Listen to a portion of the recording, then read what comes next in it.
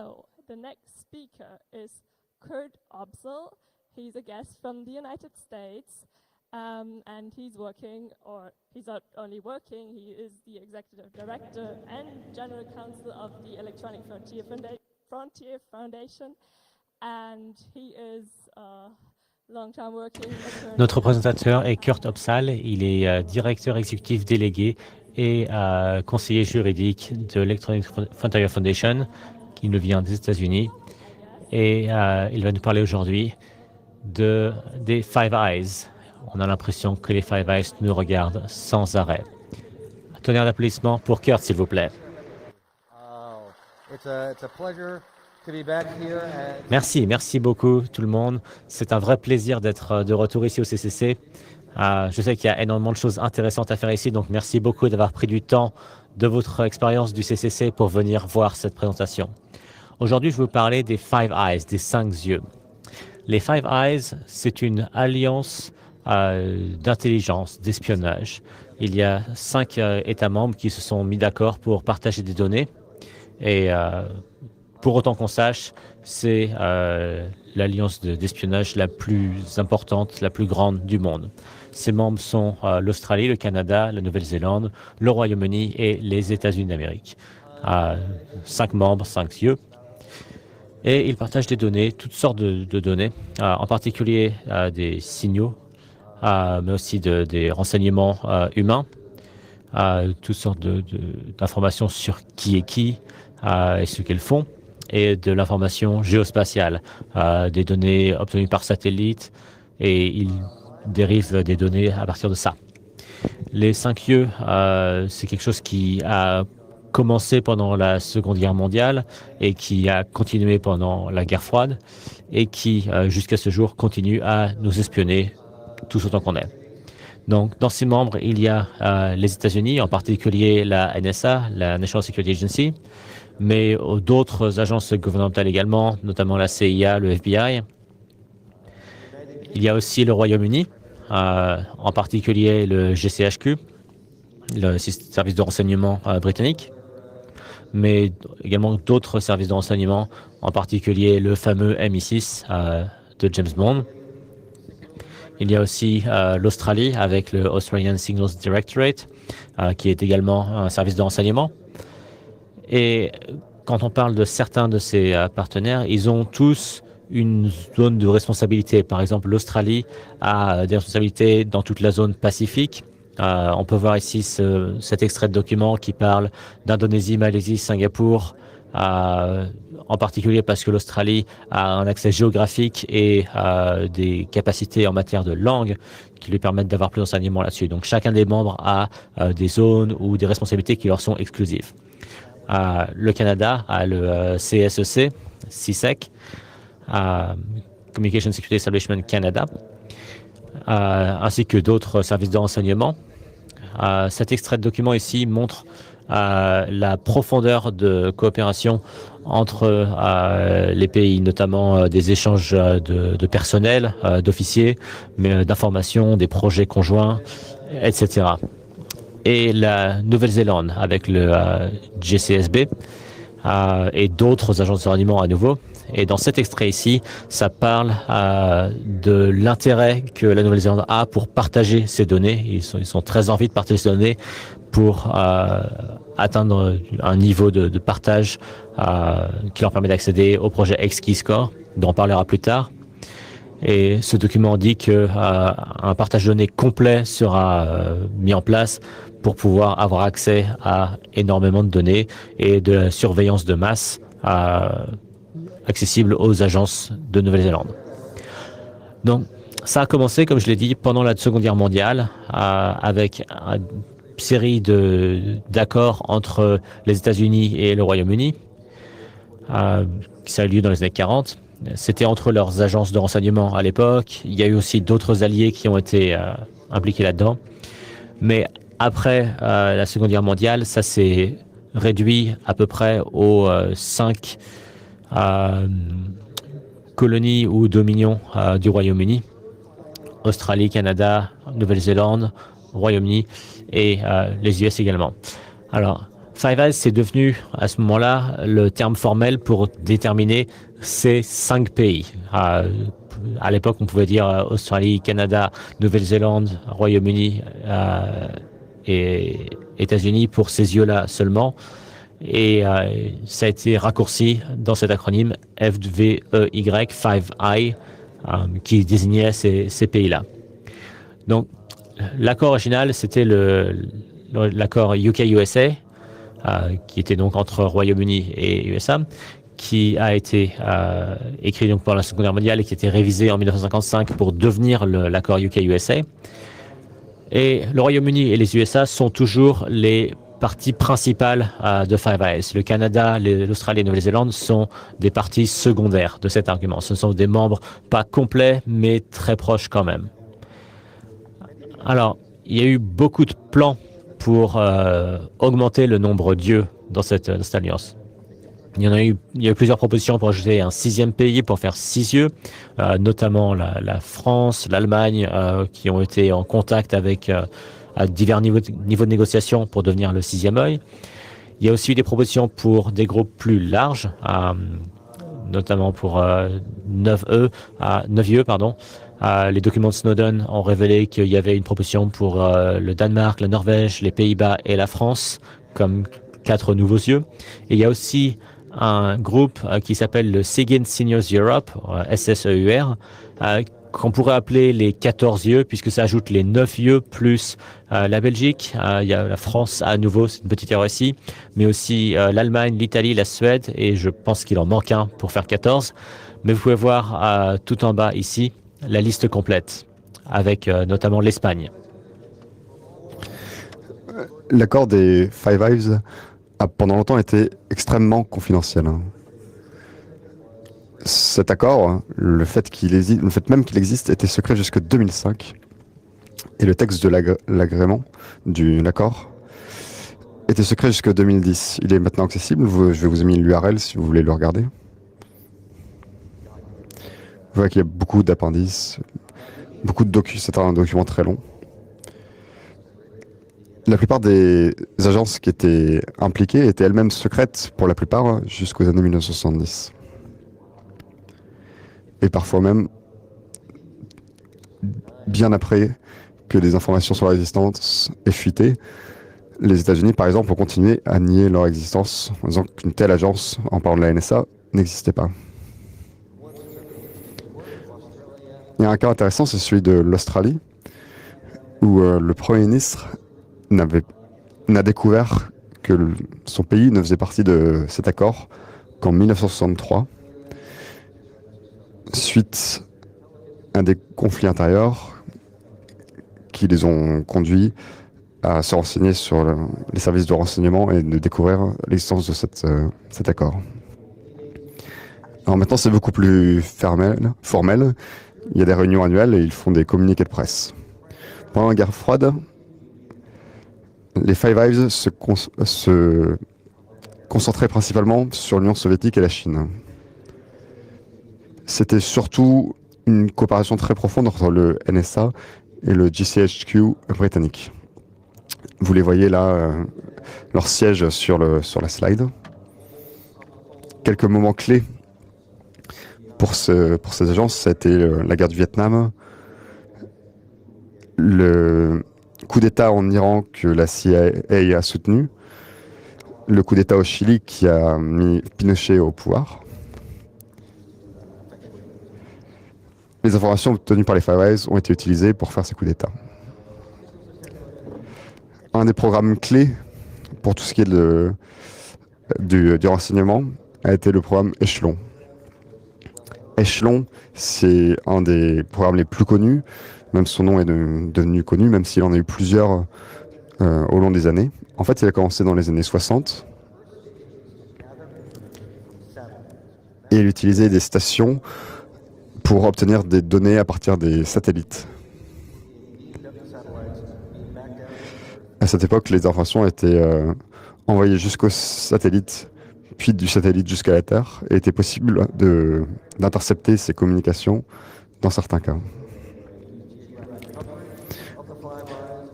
Dans ce cas-là, ils utilisaient toute l'extension géographique des Five Eyes et leur avance technologique pour obtenir des renseignements de partout dans le monde et les concentrer entre leurs mains.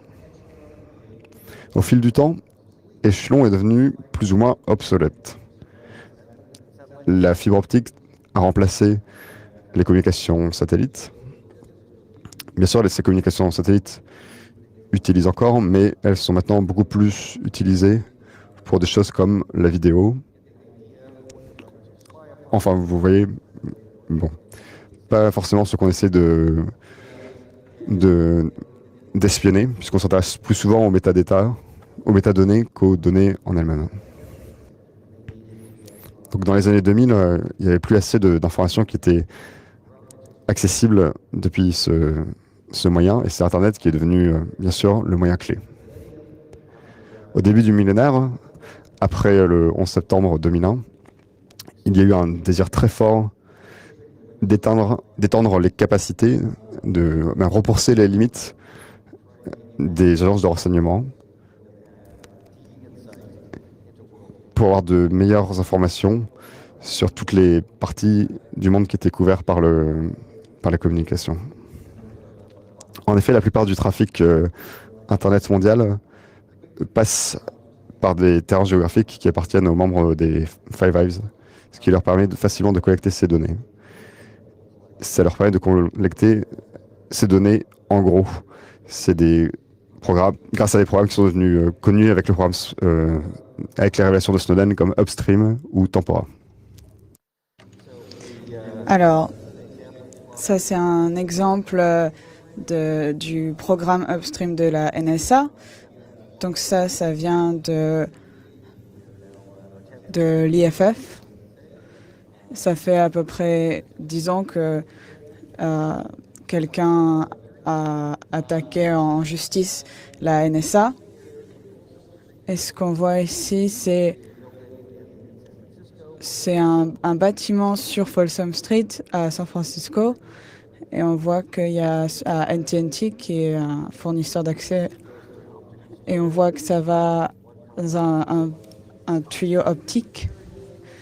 Et on voit qu'il y a un peering link et que l'autre lien va directement à une salle de contrôle de la NSA et les informations vont directement à la NSA. Et donc avec ce design de splitter est assez commun et c'est comme ça qu'ils faisaient pour récupérer les informations.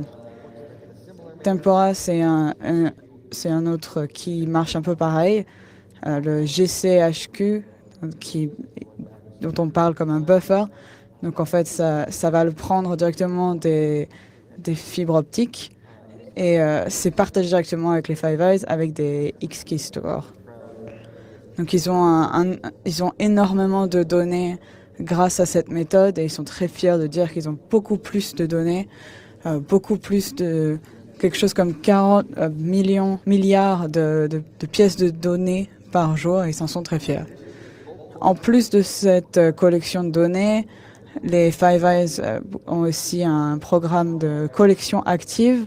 Donc, ils développent des malwares, ils développent des backdoors, ils ont des accès directement ciblés, et ils ciblent directement des personnes ou des entités, et ils ont des accès corporate, donc des entreprises.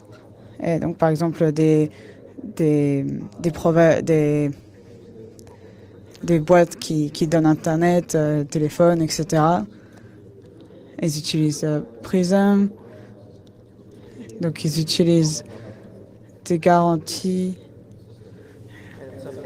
Et ils ont d'autres méthodes légales qu'ils utilisent. Et c'est les documents que Snowden a révélés ont prouvé qu'à Google, il y avait certaines données qui n'étaient pas encryptées et que du coup, ils réussissaient directement à récupérer les données et c'était directement dans Google et ils pouvaient y accéder parce que la sécurité SSL était désactivée. D'autres exemples de cette coopération, c'était les malwares de Regin qui était fait par GCHQ et la NSA qui travaillent ensemble. Ça a été trouvé à Belgacom en Belgique et sur certains ordinateurs en Europe. Ça a été utilisé par les membres des Five Eyes pour espionner un peu ce qui se passait en Europe. Les documents de Snowden ont montré que la NSA était derrière cette intrusion dans les réseaux en Europe. Un autre exemple, Eternal Blue, qui montre comment est-ce que ça peut vraiment mal se passer dans ces cas-là. Donc il y avait un exploit de SMB qui permettait d'enlever du code pendant que d'ajouter du code pendant que ça tournait. Et donc on a trouvé ça dans les outils de la NSA. Ça a été utilisé par WannaCry et ça a donné plein de problèmes à tout le monde, dans le monde entier.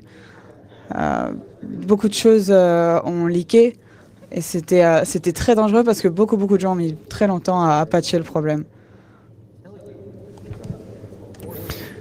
C'est un exemple qui montre comment ces outils qui ont été designés pour rendre le monde plus sûr peuvent se retourner contre le créateur. Un autre exemple, c'est celui de Juniper. C'est quelque chose que la NSA, c'est un défaut que la NSA a inséré dans un générateur et ça lui permet de plus facilement déchiffrer le trafic de manière passive. Tout ce qui utilisait ScreenOS en fait. En fait, ce qui s'est passé, c'est que quand on l'a découvert, on s'est rendu compte que ça n'utilisait pas exactement les mêmes constantes pour le chiffrement que celles que la NSA avait fabriquées. Ce qui suggère que cette porte dérobée avait été compromise par une tierce partie. Donc le NSA avait perdu le contrôle de cette porte dérobée. Pour dire un peu plus comment les Five Eyes fonctionnent, eh bien c'est assez facile. Ils font des collectes de renseignements. Ils partagent avec les autres membres, uniquement les membres des Five Eyes. Ils ont aussi un accord pour ne pas espionner les chefs d'État ou de gouvernement les uns des autres. Mais bon, c'est un petit peu moins clair pour tout ce qui est citoyen des autres pays. Si un membre des Five Eyes est impliqué dans l'espionnage d'un pays, les autres peuvent dire qu'ils ne sont pas. Techniquement, c'est vrai. Et pourtant, ils ont quand même les données. Par exemple, il est arrivé que les membres des Five Eyes, qui n'étaient pas en charge de renseignement sur un pays, ont nié avoir fait partie de ce renseignement, même s'ils avaient les données. Ça permet ce qu'on appelle des contournements de régulation domestique. Ça, c'est quand il y a des restrictions légales au sein d'un pays qui disent dans quel cadre on peut ou ne peut pas espionner ses propres citoyens. Il faut peut-être passer, par exemple, par le système judiciaire. Il y a peut-être beaucoup de procédures à suivre. Mais c'est pas forcément le cas pour les autres membres de Five Eyes, qui, eux, peuvent peut-être espionner vos citoyens et ensuite vous partager l'information à nouveau. Par exemple, David Blunkett, qui a été secrétaire domestique au Royaume-Uni, a dit au Parlement que la NSA évitait les restrictions internes du Royaume-Uni et que comme ça, les Royaume-Uni pouvaient accéder à cette information. Et le Royaume-Uni n'avait même pas besoin de demander cette information. Ce qui aurait été illégal, la NSA offrait directement cette information au Royaume-Uni. Et ça, c'était légal. Alors, ce qui est important à comprendre ici, c'est que, en général, la collection non intentionnelle, la collection accidentelle de données, c'est OK à partager. Ça, c'est si vous collectez énormément de données de façon très large, que ce soit des données ou des métadonnées. Alors, il peut y avoir, par exemple, en Australie, des lois qui interdisent de cibler un citoyen australien, mais si vous surveillez tout le monde et il s'avère qu'il y avait un citoyen australien là-dedans, là, c'est OK de le partager. Ça, c'est une notion extrêmement dangereuse, une notion qui est au cœur de l'espionnage de masse. c'est que s'il y a des lois qui vous empêchent de cibler quelqu'un, à la place, vous ciblez tout le monde. Là, en fait, vous ciblez tout le monde. C'est pas que vous ciblez personne, c'est que vous ciblez tout le monde. Mais c'est toujours OK légalement de partager cette information. Alors, ça, par exemple, ce qu'on a pu voir, c'est dans le programme XKeyscore, il y a des données qui vont être affichées et les opérateurs peuvent voir quel niveau de partage est possible. Il va donc y avoir des données et une boîte qui va permettre de sélectionner qu'est-ce que vous partagez avec quel pays. C'est pas forcément nécessaire de tout partager. Mais donc, on attache à ces pièces de données collectées ce qu'on appelle des sélecteurs. Et ces sélecteurs peuvent être plus ou moins réduits, par exemple pour les 9 yeux ou les 14 yeux que sur les 5 yeux originels. Pour donner un exemple de comment ça marche en pratique, de l'accès de tierces parties aux 5 yeux, aux Five Eyes qui accèdent ces données, en Allemagne, le BND utilise aussi XKeyscore, notamment des programmes d'écoute de lignes ADSL.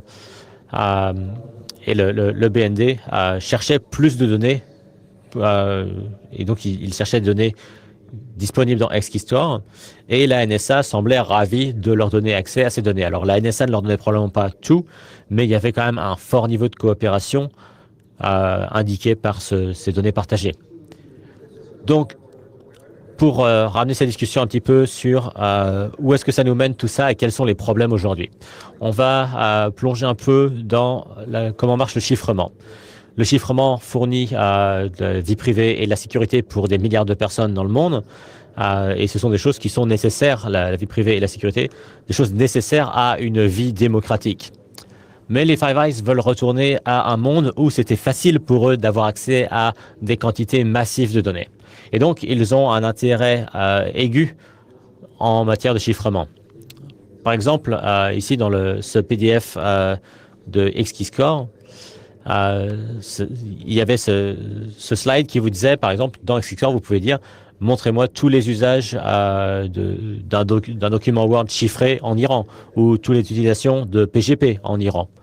Et eux, ils veulent pouvoir garder ces données chiffrées quelque part stockées pour aussi long que nécessaire jusqu'à pouvoir le déchiffrer. Mais alors, ce qu'on peut voir quand même, c'est que le chiffrement, c'est devenu de plus en plus frustrant pour les Five Eyes.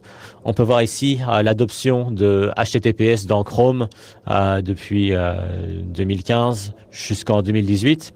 Donc, on peut voir que ça partait de quelque chose entre 25 et 50% selon les pays.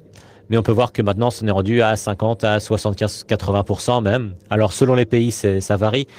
Mais on peut voir quand même que ça augmente énormément. Et il y a des projets comme Let's Encrypt qui ont rendu ça beaucoup plus facile de chiffrer plus de trafic sur Internet. Ça rend la vie plus difficile aux Five Eyes qui essayent d'espionner énormément de données.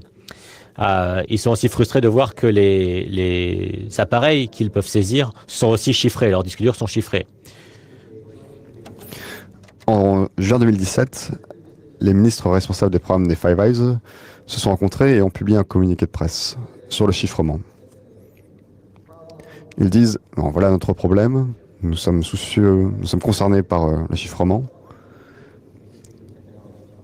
et nous voulons plus travailler avec les entreprises spécialisées dans la communication pour qu'il y ait plus d'échanges entre nous. » Donc ce qu'ils veulent, c'est avoir ce lien avec les entreprises.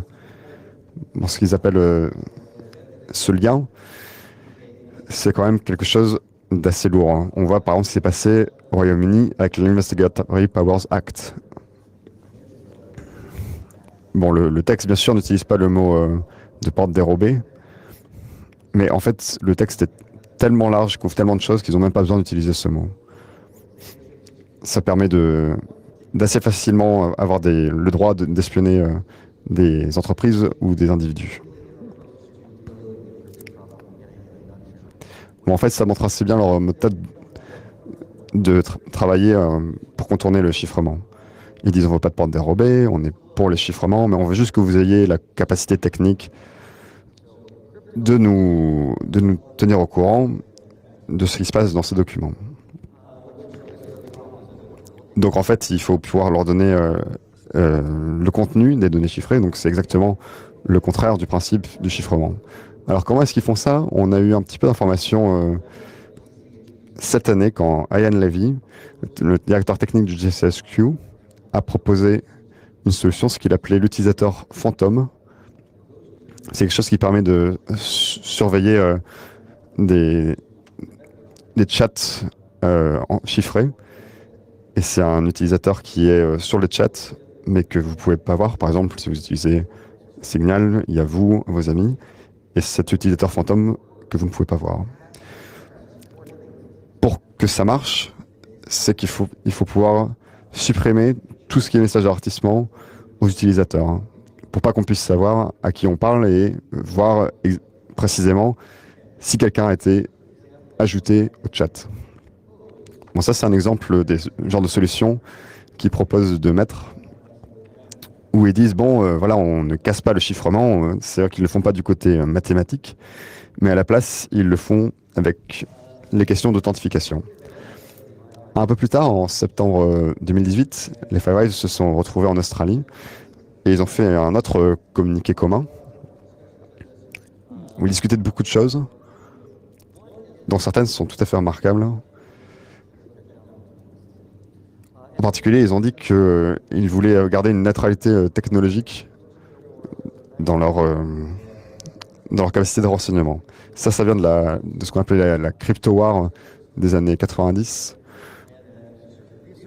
où des agences de renseignement américaines avaient proposé d'insérer une chip qui permettait de d'espionner les communications même chiffrées. Il y a eu beaucoup de débats là-dessus. Et ils ont été obligés de se retirer. Ils peuvent maintenant plus proposer de solutions de ce genre qui sont mal perçues par l'industrie, mais ils ont décidé d'utiliser des solutions plus larges. Donc ce qu'ils disent, c'est que les fournisseurs de services créent un problème et donc c'est à eux de proposer la solution. On voit dans le paragraphe sur le slide, c'est qu'ils disent si vous ne le faites pas et que nous sommes confrontés sans arrêt à ce doute, nous allons devoir prendre des mesures technologiques, légales, ou tout type de mesure qui sera nécessaire. Donc on les voit là qui disent bon, le chiffrement c'est bien, mais si vous ne nous permettez pas d'avoir accès au contenu, il va falloir qu'on sévisse. À peu près au même moment, en Australie, ils travaillaient sur un nouveau projet de loi. L'Australie, c'est un endroit un peu spécial. Bon, pendant le débat sur le chiffrement, le Premier ministre a dit « Les lois de la mathématique sont très bien, mais elles ne s'appliquent pas en Australie. Ce qui s'applique en Australie, c'est la loi australienne. » Donc quand les gens lui disaient « Ça ne marche pas, vous ne pouvez pas faire de porte dérobée qui donne accès au texte directement et avoir un système sécurisé », alors lui, il ne voulait pas entendre cet argument. Et pourtant, plus tôt ce mois-ci, ils ont quand même passé la loi qui s'appelle le Assistance and Access Act. Donc ça, c'est une loi qui est assez large et on va juste souligner quelques aspects ici. Un aspect, donc c'est similaire à l'Investigative Powers Act du Royaume-Uni. On peut me dire que c'est l'Investigative Powers Act sous stéroïdes. C'est qu'on peut secrètement forcer des entreprises à reconcevoir du logiciel ou du matériel pour permettre l'accès aux données. Il y a des amendes importantes pour les entreprises, ça peut monter jusqu'à 10 millions de dollars australiens. Et pour les individus, ça peut monter jusqu'à 50 000 dollars australiens. Et du temps, des années de prison pour un refus de coopération en matière d'espionnage. Il y a aussi quelque chose qui cherche à empêcher l'expression, la liberté d'expression, qui est de dire que donner des conseils à quelqu'un conseiller à quelqu'un de s'opposer à cette loi, en soi, ça c'est un crime aussi. Donc ça crée un environnement législatif très dangereux et ça crée cette idée que si une entreprise ne coopère pas suffisamment avec le gouvernement, un jour, elle sera approchée par le gouvernement qui lui demandera sous secret de faire quelque chose. L'entreprise ne pourra probablement pas, en pratique, collaborer suffisamment puisqu'on ne peut pas changer forcément le code si facilement que ça. Les gens vont probablement se rendre compte. Donc, ça, c'est quelque chose qui inquiète beaucoup les ingénieurs en Australie et ailleurs. Donc, il y a aussi la question de qu'est-ce que ça peut atteindre ça. Le texte dit que les fournisseurs de communication désignés ne doivent pas être forcés à concevoir un système qui est volontairement affaibli. Le problème avec ça, c'est que la notion qu'est-ce que c'est qu'une faiblesse systémique dans le texte, qu'est-ce que ça veut dire? Et ça, ce n'est pas défini dans la loi. Donc, on peut imaginer que tout au moins, ils veulent exclure quelque chose qui affecterait un petit nombre d'utilisateurs, par exemple. Mais ce n'est pas clair du tout si leur interprétation de ce que veut dire ce mot systémique, ce sera la même chose que ce qu'un ingénieur qui travaille sur la sécurité informatique, par exemple, pourrait y lire. Par exemple, la notion de fantôme dans la machine, d'utilisateur fantôme, proposée par le GCHQ, moi j'appelle à ça une vulnérabilité systémique, puisque ça enlève de façon systémique la sécurité du système. Mais on peut tout à fait imaginer que le gouvernement et le système judiciaire australien donnent une autre interprétation à une situation comme celle-ci. Donc on va attendre de voir ce que ça donne. On n'a pas d'autre choix. Autre chose, c'est que la notion de fournisseur de communication désigné, c'est pas bien défini non plus. Et ça peut vouloir dire à peu près n'importe quelle entreprise qui a quelque chose à voir avec l'Australie. Alors ça peut être plus compliqué que ça, puisque beaucoup d'entreprises font des affaires en Australie, mais n'ont pas forcément de bureau ou d'ingénieurs là-bas. Donc, beaucoup d'entreprises qui sont probablement ciblées par ça ne sont pas vraiment en Australie d'une manière significative. Donc, pour savoir si oui ou non ces entreprises se sentent concernées par cette loi, ça reste à voir. Et on peut aussi voir la question de certains projets open source qui peuvent dire, il y a des projets open source qui ont dit on n'enverra plus personne en Australie, comme ça on n'aura pas à s'en soucier. Mais c'est plus difficile à faire pour des entreprises comme par exemple Google ou Apple qui veulent créer des systèmes de messagerie sécurisés par exemple. Donc, pour donner une idée quand même d'une notion de ce que l'Australie considère comme étant l'assistance qu'ils peuvent demander aux entreprises, on a des choses comme par exemple enlever une forme de protection électronique, bon pour ça ils veulent dire cryptographie, chiffrement, si l'entreprise a la capacité de le faire. Donc ça, il y a une discussion pour savoir si c'est est-ce que vous avez la clé ou est-ce que vous avez la capacité de fournir les informations de design, de conception d'un système aux agences. Ça, ce serait par exemple si une agence gouvernementale voulait créer son propre système d'attaque contre un système. Et ça nous amène au point suivant qui est installer, maintenir, tester, etc. du logiciel ou du matériel fourni par une agence à l'entreprise. Donc ça, c'est l'agence qui vient voir l'entreprise et qui dit voilà une boîte noire, vous la mettez sur votre réseau, vous posez pas de questions, ou voilà un morceau de code ou un logiciel que vous devez installer sur vos serveurs et posez pas de questions, ça fera quelque chose. Il y a aussi des choses comme par exemple d'aider à tester ou développer ces systèmes. Donc ça permet carrément d'aborder le problème des deux côtés. Non seulement l'entreprise doit l'installer, mais doit aussi aider l'agence à le concevoir. Il y en a un autre ici qui est d'avertir les agences de changements majeurs sur leur système qui ont à voir avec qui pourraient empêcher ou affecter l'exécution de cette surveillance. Ça veut dire que si vous avez une entreprise et que vous ajoutez une nouvelle forme de sécurité, avant les agences étaient capables d'espionner ou d'accéder à ces informations, et maintenant ils vont devenir incapables de le faire parce que vous ajoutez de la sécurité. Ils veulent le savoir à l'avance pour pouvoir faire quelque chose pour empêcher ça ou le contourner. Donc par exemple, si votre iPhone fait des backups sur iCloud, régulièrement il y a des copies de ces données avec Apple, et Apple a la clé de ces données. Si le gouvernement prend le contrôle de votre téléphone et veut avoir les données, ils ont besoin de la clé, mais ils peuvent avoir la même information depuis iCloud. Maintenant, si Apple change ça pour que vous ayez le contrôle de la clé au lieu d'eux, ça, ce serait un genre de changement dont le gouvernement voudrait avoir l'information préalable, puisque ça affecterait leur capacité à recueillir ces données. Il y a aussi des choses comme par exemple de devoir cacher le fait que ces données sont faites, que ces opérations sont faites sur le système. Par exemple, si vous devez installer quelque chose ou supprimer quelque chose, vous n'avez pas le droit d'en parler à quelqu'un d'autre et vous pouvez même avoir à faire activement chercher à dissimuler ces informations. Beaucoup de gens ont dit aux législateurs australiens que ce n'était pas faisable, que ce n'était pas pratique et qu'on ne pouvait pas modifier le chiffrement de cette façon sans le rendre inutile. Le directeur général de la sécurité, donc un des responsables du renseignement le plus élevé dans le pays, qui d'habitude ne fait pas ce genre de déclaration,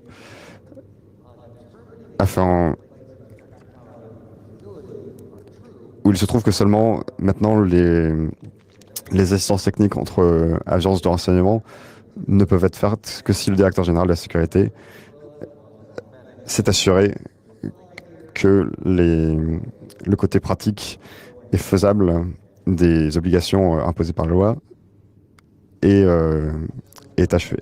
atteint. Alors pourquoi est-ce que ça importe pour nous? Pour beaucoup de raisons. La première, c'est que les Five Eyes conduisent des opérations de renseignement et de surveillance à l'échelle de la planète. Ce qu'ils construisent, c'est un système similaire au panopticon. Le panopticon, c'est un design de prison qu'on voit sur la slide. C'est une sorte de demi-cercle autour d'une cellule de renseignement, une cellule de surveillance centrale. Donc, tous les prisonniers pourraient être regardés depuis ce centre, mais ils ne sauraient jamais s'ils étaient regardés à un moment donné. Donc, ils ne sauraient jamais s'ils étaient soumis à la surveillance ou pas. Le but, c'est de les intimider pour policer leur comportement. Si on crée un régime où toutes nos communications sont susceptibles d'être espionnées, s'il n'y a pas de sécurité dont on puisse être satisfaite, s'il n'y a pas d'entreprise vers laquelle on peut aller pour se dire « bon, je suis sûr qu'il n'y a pas de défaut volontairement introduit dans le système », comme l'utilisateur fantôme dont on parlait tout à l'heure, alors vous êtes en fait soumis à l'œil de ce panopticon, à l'œil de Big Brother. La deuxième chose, c'est que ce n'est pas juste pour certaines personnes identifiées. Bon, voilà, ce n'est pas un texte qui vise juste les méchants ou les criminels. Il collecte toutes les données et ils essaient de faire quelque chose où ils sont capables de remonter dans le temps. C'est-à-dire ils collectent toutes les données et ils peuvent ensuite aller regarder a posteriori qu'est-ce qui s'est passé des fois il y a des années plus tôt. Qu'est-ce qu'ils avaient cherché sur Internet avant qu'on s'intéresse à eux, puisqu'ils ont regardé toutes ces données. On voit aussi des choses comme la NSA qui construit en Utah des data centers capables de stocker des années et des années de métadonnées de communication. Voilà quelque chose qui va complètement à l'inverse de notre droit fondamental à la vie privée. C'est un droit qui est protégé par la Déclaration universelle des droits de l'homme, dans l'article 12. La vie privée est reconnue comme un droit important dans la plupart des constitutions, dans la plupart des textes sur les droits humains. Alors là, les textes font semblant de ne pas y toucher, avec un argument qui disent vous avez toujours la vie privée, on regarde que certaines données, celles qui nous intéressent, dans des cas très précis, mais ça va complètement à l'encontre du principe qui dit que la surveillance devrait être nécessaire et proportionnelle. Il ne faudrait être soumis à la surveillance que quand c'est absolument nécessaire, que quand on est soumis à une enquête, ou si on est une personne un intérêt particulier. Mais il faut aussi que ce soit proportionnel, que le type de surveillance utilisé soit proportionnel au danger qu'une personne représente à la société. Pour en savoir plus sur ces deux principes, vous pouvez aller voir l'URL qui s'affiche ici, necessaryandproportionate.org. ou des spécialistes et des ONG ont réfléchi sur qu'est-ce qui pourrait être une bonne balance, d'intérêt entre les besoins de sécurité des États membres et nos droits individuels. Il ne faut pas oublier, quand on fera nos lois par la suite, qu'il est tout à fait nécessaire que les lois de renseignement obéissent à ces deux principes. Voilà, c'est particulièrement important en ce qui concerne l'encryption, en ce qui concerne le chiffrement, pardon. S'il y a une cible qui est particulière, qui est ciblée à un moment, les services de renseignement peuvent tout à fait s'en sortir avec les outils qu'ils ont à leur disposition. Mais c'est vrai que le chiffrement les empêche de faire des collectes, en gros des collectes massives, de pouvoir tout garder pour ensuite pouvoir les regarder à leur convenance plus tard dans le temps. Et ça, c'est quelque chose qui pourtant est nécessaire à notre vie démocratique. Alors, le problème avec ça, c'est que ça rend normal la surveillance de masse. Quand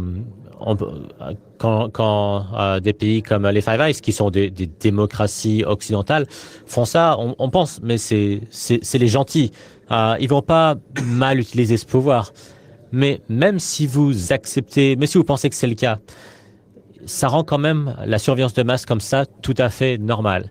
Et il faut bien se rendre compte qu'il y a d'autres pays qui sont plus autoritaires, et peut-être même que ces pays deviendront autoritaires un jour, mais ces pays autoritaires peuvent dire « Ah mais non, on fait juste la même chose que ce que font les bons pays, les gentils pays », et du coup c'est normal. Le fait de casser le chiffrement ou de forcer les gens à ne pas chiffrer, tous les pays devraient pouvoir le faire. Et même si vous pensez, vous, que par exemple l'Australie, c'est légitime qu'elle ait accès à ces données et qu'elle les partage avec, disons, les 14 yeux, est-ce que ça vous semble normal quand même que, par exemple, la Chine ait accès à toutes ces données, que la Chine ou la Russie, par exemple, puissent forcer toutes les entreprises à installer des portes dérobées, etc. Donc le problème, c'est que ça rend les choses trop normales. Ça rend la surveillance de masse trop normale. Un autre problème, c'est que les faiblesses qui ont été introduites dans les systèmes par les Five Eyes peuvent être et ont été utilisées par d'autres. C'est des systèmes qui peuvent échapper à leur contrôle. Et même si on se dit que ce n'est pas une faiblesse systémique, pour utiliser leur vocabulaire, ça peut le devenir quand cette vulnérabilité devient disponible pour d'autres, comme par exemple le Shadow Brokers, ou si cette vulnérabilité est redécouverte par un chercheur indépendant. Ce qu'on sait, c'est que ces vulnérabilités sont découvertes et qu'elles deviennent exploitées. Si vous mettez une vulnérabilité dans un système, elle sera exploitée.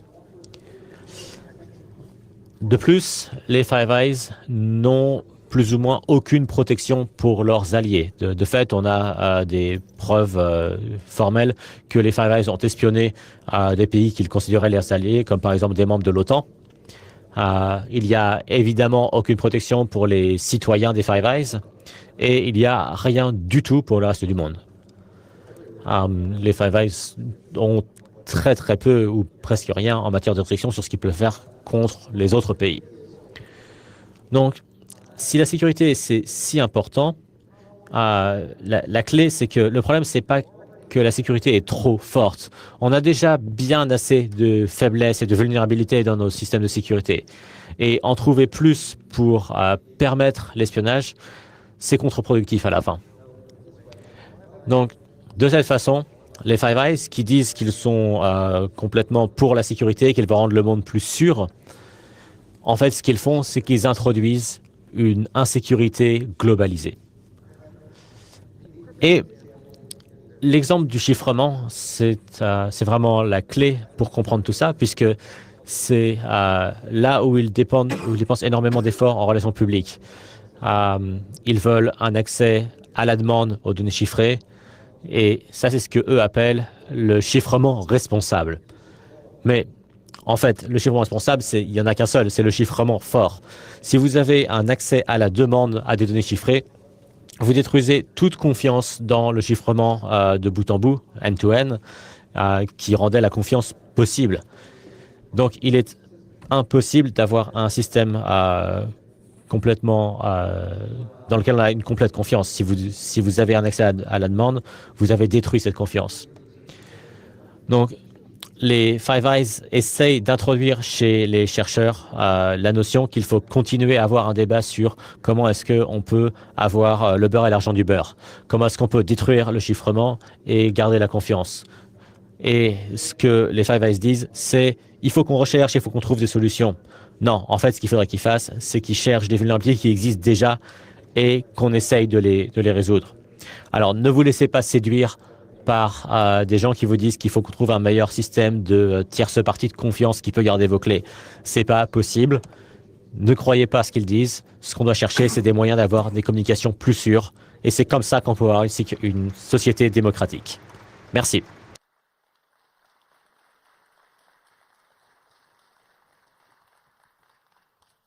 Well, thank you, Kurt. I think we have time for the questions. Merci à vous. Nous avons encore pas mal de temps pour les questions. N'hésitez pas à vous rendre au microphone.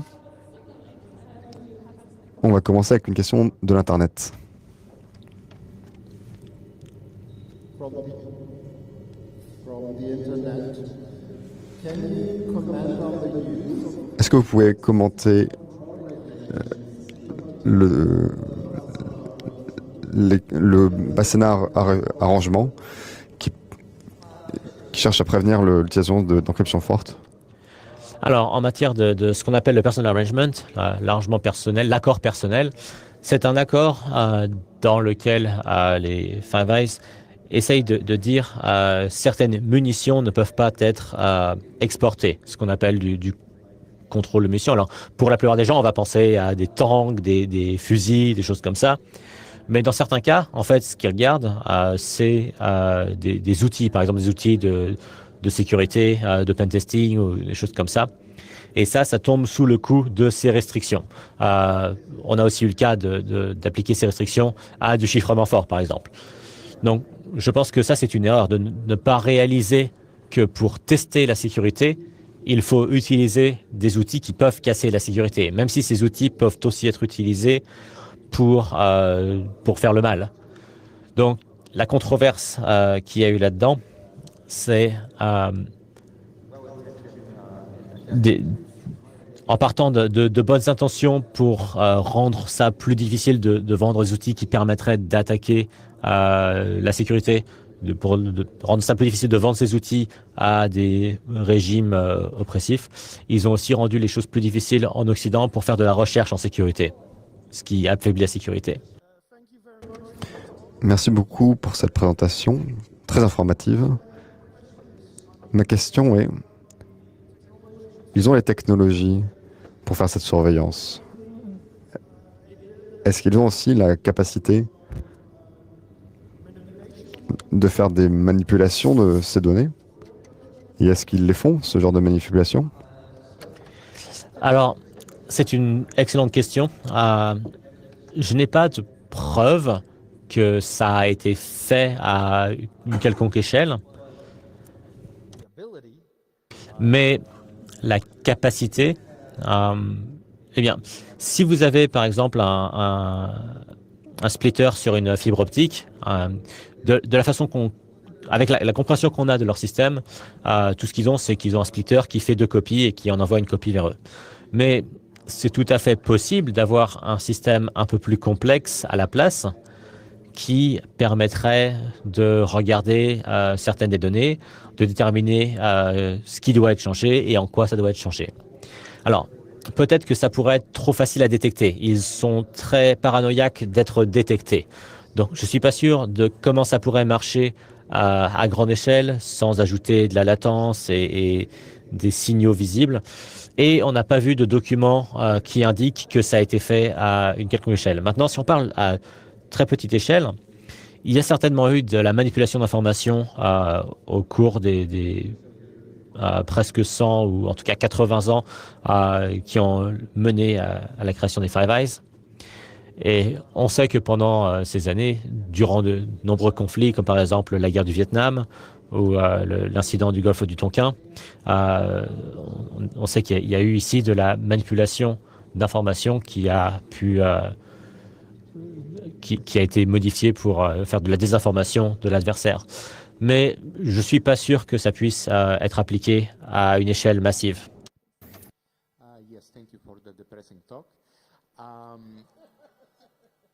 Merci pour cette présentation déprimante. Tout cela peut se résumer aux enjeux légaux et plus qu'aux enjeux techniques dans votre présentation. Mais est-ce qu'il reste encore des juridictions neutres, je ne sais pas, par exemple la Suisse, les pays nordiques, où au moins on ne peut pas être espionné sans le savoir? Ou est-ce que cette bataille est complètement perdue? Alors, c'est une bonne question. Et je pense qu'il y a toujours moyen de vous placer dans un pays en regardant leurs lois et les restrictions qu'ils ont au sein de ce pays sur faire de la surveillance de leurs citoyens. Et on pourrait imaginer des pays qui ont, par exemple, suffisamment de transparence et de contrôle pour que vous puissiez vous sentir en confiance que vous n'êtes pas espionné au quotidien. Mais ce que vous ne pouvez pas contrôler, c'est est-ce que si ce pays lui-même est compromis par un tiers, par exemple les Five Eyes.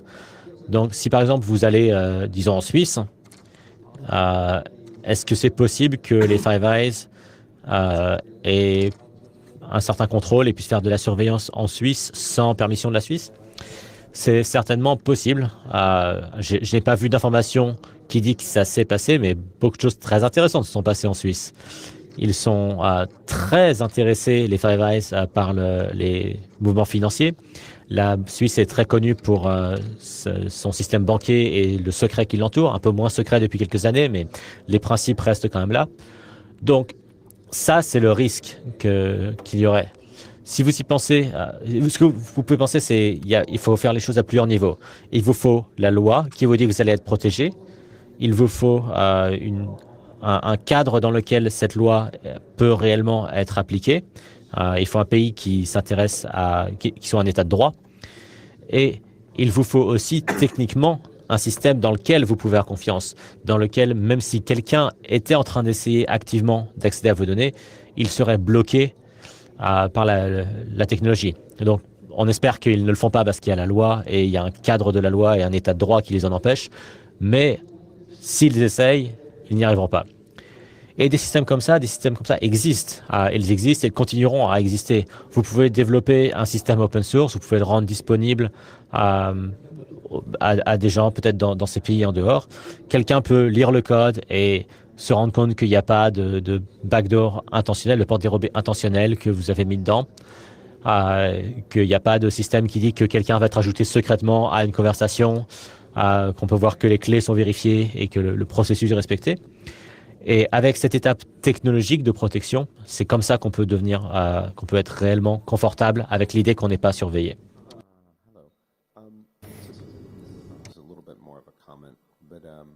C'est plus un commentaire qu'une question. Dans les programmes de messagerie comme Signal maintenant,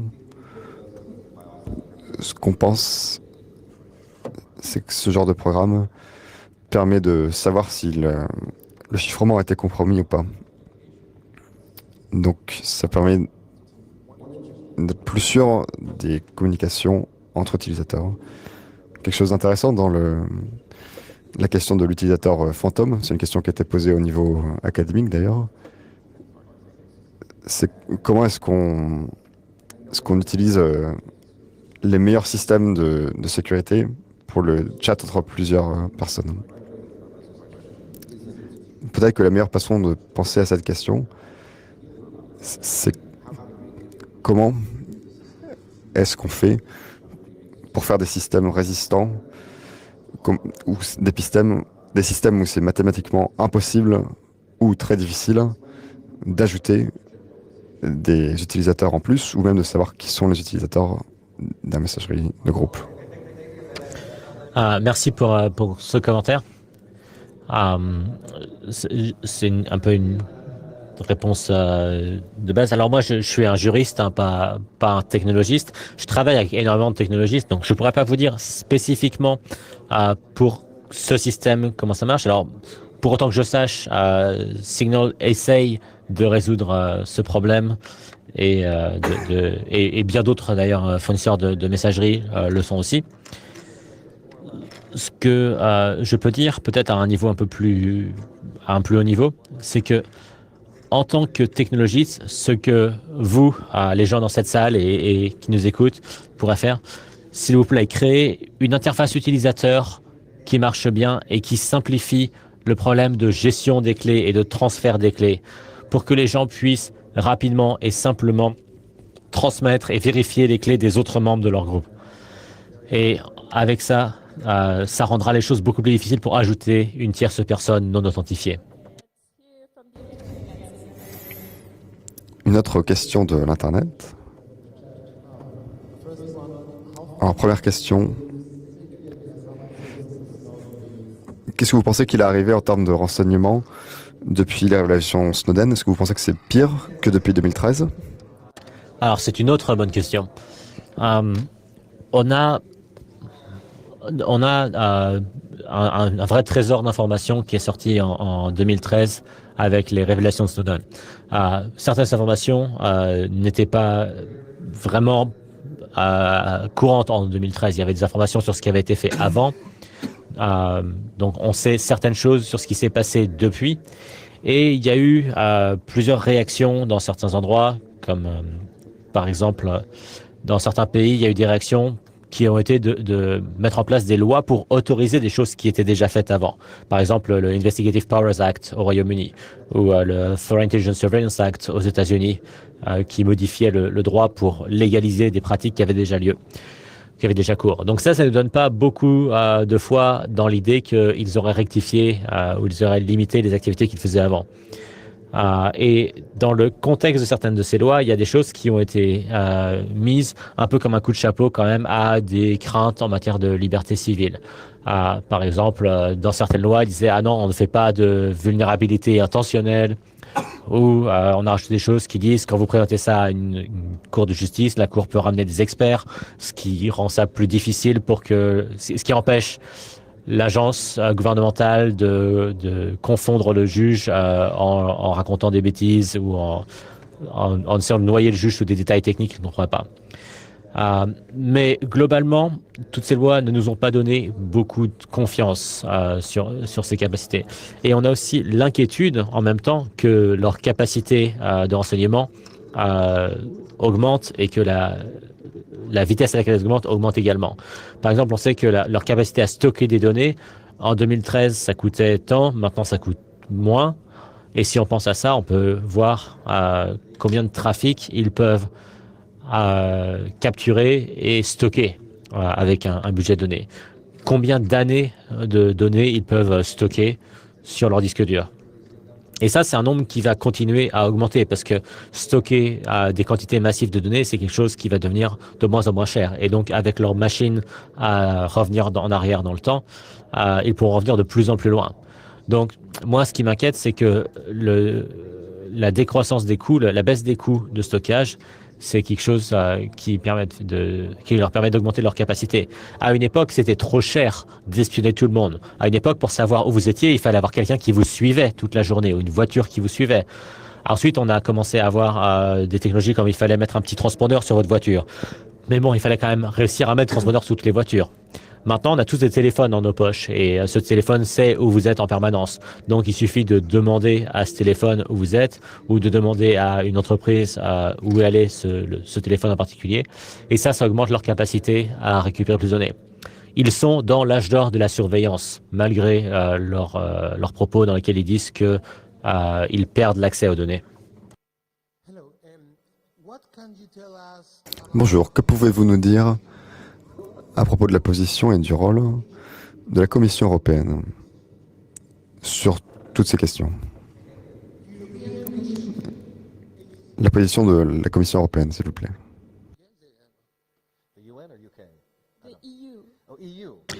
Le Royaume-Uni? Ah non, d'accord, l'Union européenne, ok. Donc, l'Union européenne, alors quand ces révélations sont sorties, l'Union européenne a lancé plusieurs investigations sur les révélations Snowden et de manière générale a dit c'est un problème.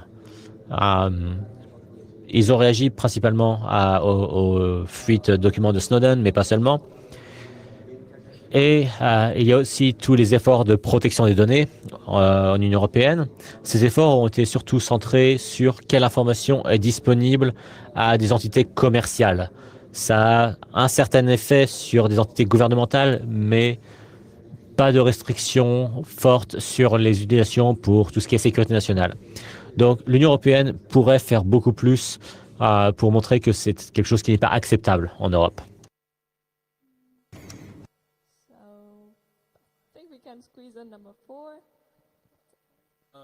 All right. So I was wondering about the access and availability. Je me posais la question de l'accès et de l'accessibilité en Australie par rapport à ce que vous nous avez dit. Du point de vue légal, par rapport aux entités commerciales, est-ce que les compagnies sont en faveur de cette politique? Et est-ce qu'au contraire, ils peuvent la limiter en limitant leur business en Australie? Et est-ce que c'est déjà le cas ou est-ce que des compagnies ont dit qu'ils feraient de telles pratiques? Alors, je pense qu'il y a plusieurs entreprises qui se sont exprimées contre ce projet de loi, notamment Apple qui a envoyé des commentaires qui indiquaient diverses failles dans ce projet de loi.